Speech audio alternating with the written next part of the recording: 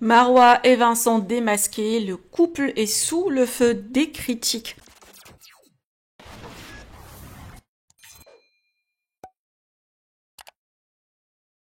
Depuis que les blogueurs ont balancé des photos de Marois et Vincent Kejo ensemble en Thaïlande, alors qu'ils avaient annoncé leur rupture définitive, les internautes sont en furie. Beaucoup crient au mensonge et à la mise en scène, accusant le couple d'avoir joué avec leurs émotions. Certains estiment que Marois semblait trop heureux ces derniers jours pour une femme censée être en plein chagrin, et maintenant tout s'explique. Une réconciliation cachée ou une rupture jamais réelle. Pendant ce temps, Laura Lempicka a vécu une mésaventure qui l'a rendue dingue. Une femme aurait dragué ouvertement son compagnon sous ses yeux. Laura n'a pas laissé passer ça et a immédiatement mis les choses au clair. Un coup de chaud qui montre que, malgré tout, elle reste très protectrice envers son homme. Que pensez-vous du retournement de situation avec Marois et Vincent et la réaction de Laura? Vous validez? Dites-moi tout en commentaire et n'oubliez pas de liker la vidéo et de vous abonner à la chaîne. Alors c'est vrai que là, d'habitude je blâme souvent les mecs, mais là j'avais envie d'en mettre plein la gueule aux meufs aussi. Non, parce qu'on va pas se mentir, on se plaint les charros, les charros, les charros, les charros. Mais des fois je me dis qu'il y aurait un peu moins de charros s'il y avait un peu moins de choix.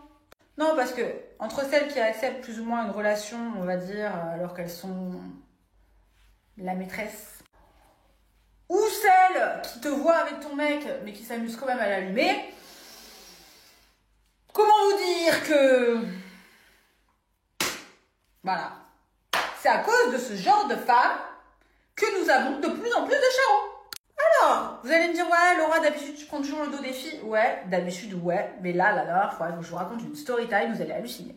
Donc, la story time, c'est quand tu es tranquillement au restaurant avec ton chéri et qu'en face de toi, il y a un groupe de nanas, enfin 5 filles, on va dire un petit groupe de nanas qui arrive et qui se met juste à la table en face.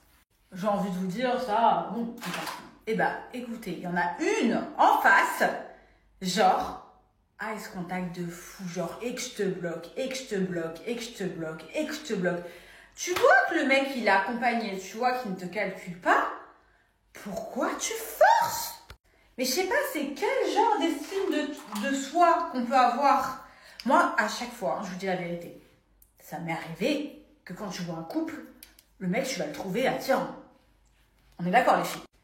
Mais quand tu vois qu'il est en couple, tu ne vas pas t'amuser à regarder d'une façon irrespectueuse ou de vouloir le mettre mal à l'aise. Enfin voilà quoi, genre en mode tu regardes brièvement et tu manques surtout pas de respect à la gonzesse parce que en fait c'est tout bonnement logique en fait, c'est humain. Et non, t'as toujours ce type de gonzesse qui a besoin de prouver qu'elle peut être en compétition, qu'elle peut allumer ton mec, ou je ne sais quel problème d'insécurité qu'elle a au fond d'elle. Et surtout qui a envie d'allumer ton mec pour voir si lui va te mater, enfin va la mater, pardon, qui clairement peut foutre des soirées en l'air, mais vraiment. Alors je vous dis la vérité, ce n'est pas ma story time de ces 5 gonzesses qui sont arrivées. Moi ça m'est arrivé, c'est la story time à une pote, moi ça m'est arrivé avec une seule gonzesse qui était elle en couple, c'était pire. Elle était en couple avec quelqu'un et moi j'étais avec mon chéri à ce moment-là.